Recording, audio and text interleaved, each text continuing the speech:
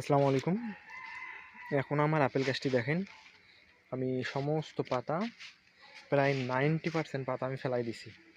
আর বাকি কিছু আগালের পাতাগুলো রাখছি, তাও আমার বেশি রাখা হয়েছে। পাতা একটাও রাখার কথা না, কিন্তু আমার মায়া লাগতেছে দেখে আমি পাতাগুলো রাখতেছি দুই একটা। তো আমার 95% পাতা আমি ফালাই দিলাম।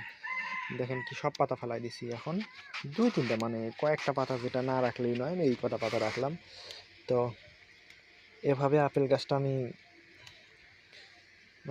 করলাম, বাহিরের দেশে যেভাবে করে এরকম করলাম।